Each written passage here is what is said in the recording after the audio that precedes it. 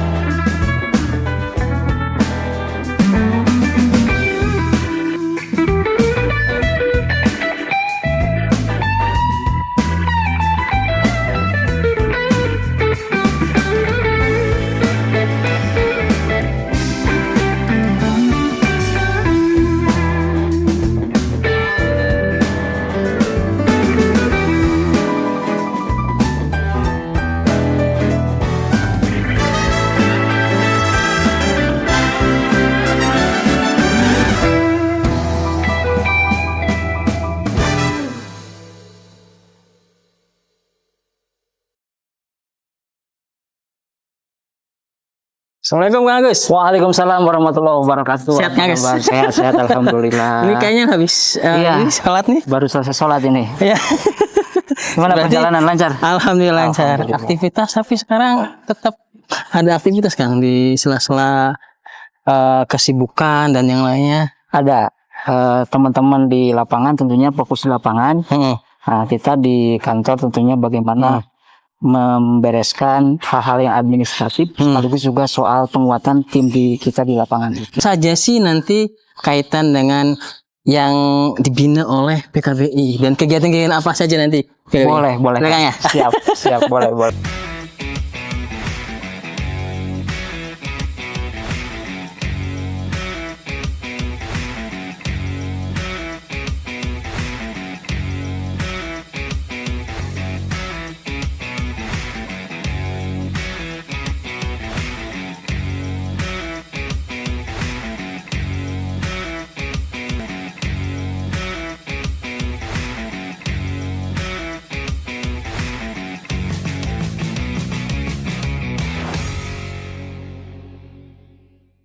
Nah, Kang Agus, seperti yang tadi kita obrolin di jalan nih. Kita pengen tahu dulu ya Kang Agus. Sebenarnya PKBI itu apa dan tadi sejarah PKBI itu seperti apa sehingga ini insight buat kami di KPU termasuk juga seluruh KPU nih, Kang Agus. Iya. PKBI ini adalah NGO ataupun organisasi masyarakat sipil itu yang lahir pada tahun 57. Tepatnya pada 23 Desember 1957. Nah, yang melatar belakangi lahirnya adalah keprihatinan beberapa tokoh masyarakat juga ahli kesehatan pada saat itu terhadap kematian ibu dan anak yang cukup tinggi, termasuk juga soal kependudukan. Nah, sehingga lahir dan salah satunya yang menjadi ketua pertama perkumpulan ini adalah Dr. Soeharto. Dokter pribadinya Soekarno waktu Presiden Soekarno. Itu yang menjadi ketua pertama yang juga menjadi pelopor dan sudah dinobatkan menjadi tokoh nasional juga sebetulnya. Nah, setelah itu bagaimana ini? Nah, setelah berdiri terus berjuang memperjuangkan hak kesehatan seksual dan reproduksi, kemudian pada tahun 60-an menjadi anggota IPPF. International Planned Parenthood Federation. Jadi federasi internasional yang memperjuangkan hak kesehatan seksual dan reproduksi. Nah, lalu tahun 69 pemerintah melihat ini menjadi penting untuk kemudian dijalankan ataupun diprogramkan melalui pemerintah. Maka lahirlah BKKBN. Gitu. Awalnya dari PKB itu yang mempeloporinya, yang mendorongnya salah satunya PKB. Terus kemudian berkembang sampai ke provinsi, sampai ke kabupaten kota. Betul. Termasuk di Cirebon juga. Betul. Saat ini ada 26 PKBI daerah.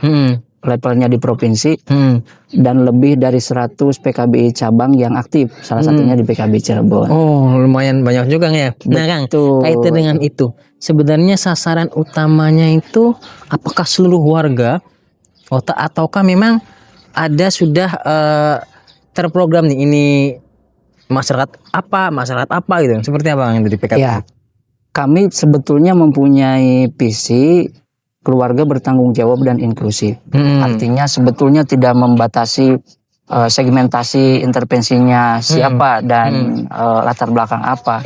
Jadi lebih kepada mengedepankan pendekatannya adalah pendekatan keluarga. Keluarga yang bertanggung jawab dan inklusif. Nah, bertanggung jawab ini ada di 5 dimensi.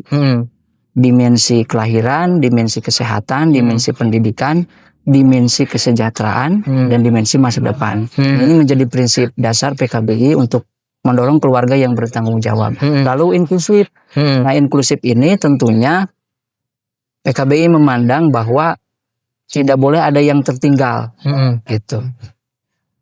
Termasuk kelompok-kelompok yang katakanlah misalkan yang marginal ataupun rentan terhadap hak akses dasar hidup mereka. Gitu. Nah, Kang, saya masuk ini Kang terkait dengan teman-teman yang termarginalkan nih Kang ya. Di KPU juga memang kondisinya memang ada segmentasi, sosialisasi teman-teman yang termarginalkan. Menurut Akang nih, kaitan dengan tadi teman-teman yang termarginalkan, penting tidak pendidikan politik untuk teman-teman yang termarginalkan, Kang? Sangat penting. Kenapa sangat penting? Karena kan mereka juga mempunyai hak dasar yang sama ya.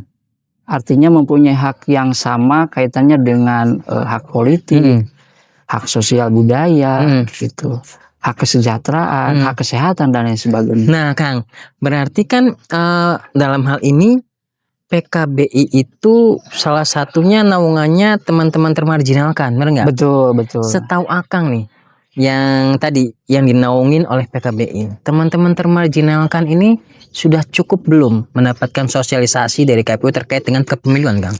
Kami melihat belum begitu maksimal ya.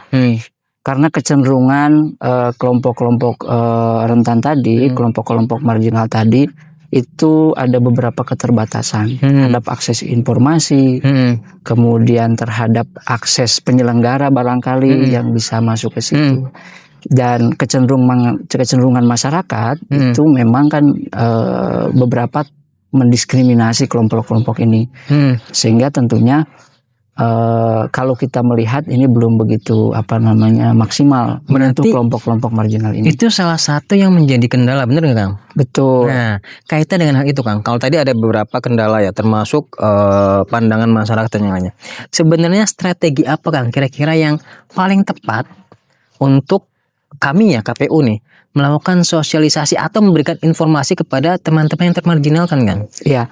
Pendekatan yang baik ke mereka sebetulnya adalah bagaimana kita membuat simpul dari kelompok mereka yang kemudian bisa mendeliveri pemahaman soal kepemiluan ke kelompok mereka. Salah satunya itu.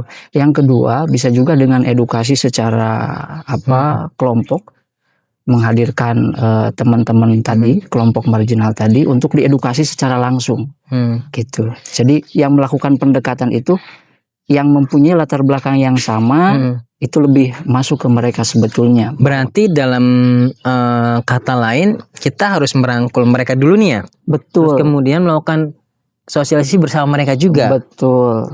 Nah Kang, sejauh yang Akang tahu, karena tadi keterbatasan beberapa hal, termasuk mungkin sosialisasi mereka kurang.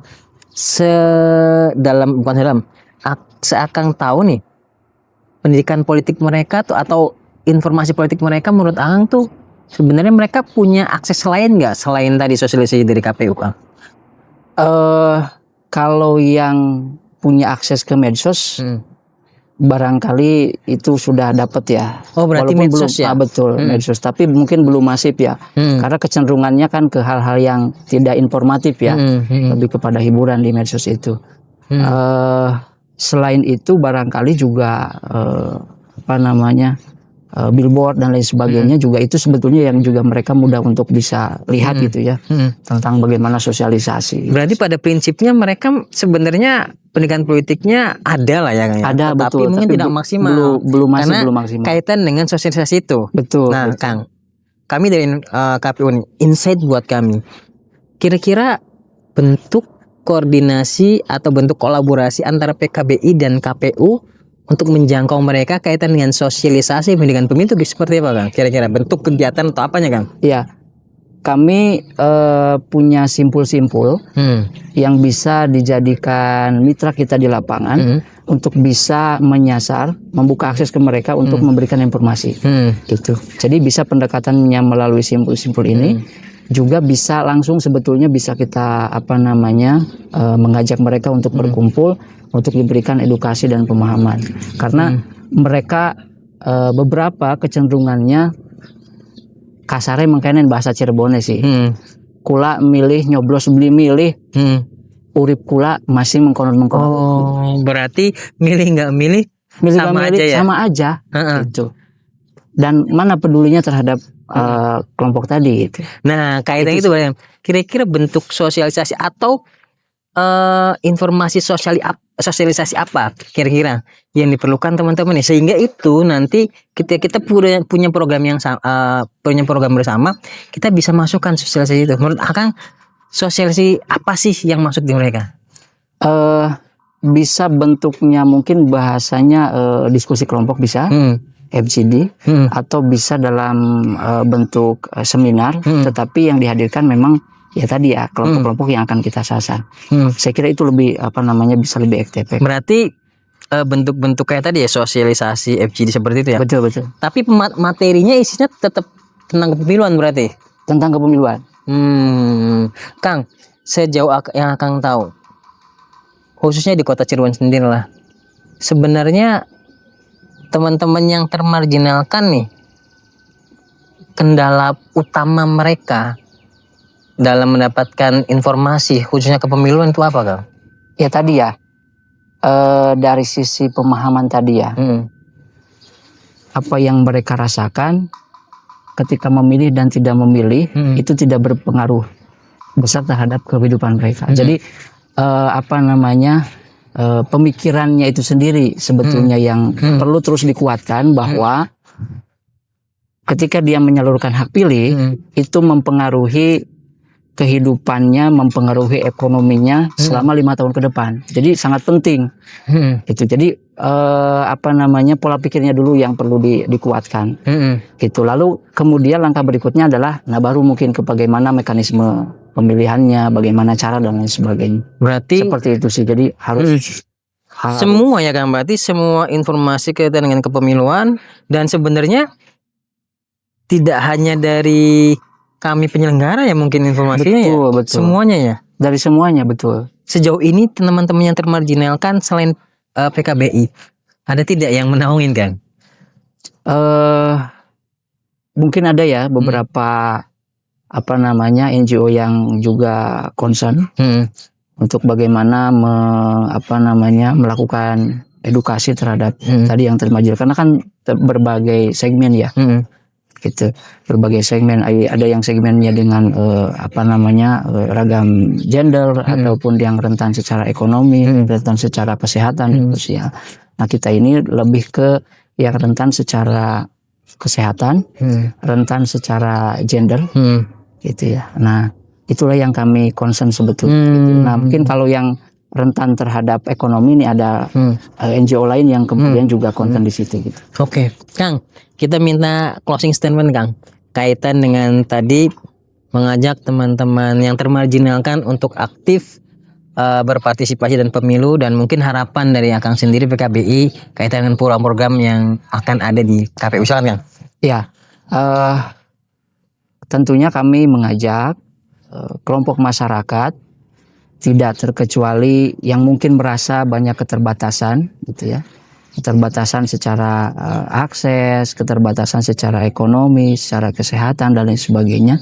Pokoknya semua yang memiliki keterbatasan untuk merasa bahwa hak dasarnya terbatas, ayo mari kita sama-sama mensukseskan apa yang menjadi hajat besar pesta demokrasi, karena hajat besar ini mempengaruhi ekonomi kita, termasuk kehidupan masyarakat, khususnya kaum yang termarginalkan. Jadi suara kawan-kawan, suara masyarakat, suara teman-teman itu sangat mempengaruhi bagaimana kehidupan 5 tahun ke depan. Jadi ayo berpartisipasi gitu. Lalu harapannya mudah-mudahan penyelenggara baik KPU maupun Bawaslu juga bisa merangkul kelompok-kelompok yang termarginalkan tadi sehingga tidak terlewat daripada sosialisasi dan edukasi ke mereka, sehingga tentunya meningkatkan minat pilih daripada kelompok-kelompok termarginalkan tadi. Kang, terima kasih Kang. Luar biasa. Cuma karena memang waktu terbatas. Siap. Mungkin nanti di kesempatan yang lain kita bisa adakan kegiatan-kegiatan yang diharapkan oleh PKBI. Sukses selalu buat Kang Siap. Agus. Terima kasih kegiatannya. banyak Kang Basri dan KPU Kota Cirebon. Siap. Belum pulang, kita mampir dulu ke kantor. Siap. Oke Kang. Makasih banyak sebelumnya. Ayo kita ke kantor.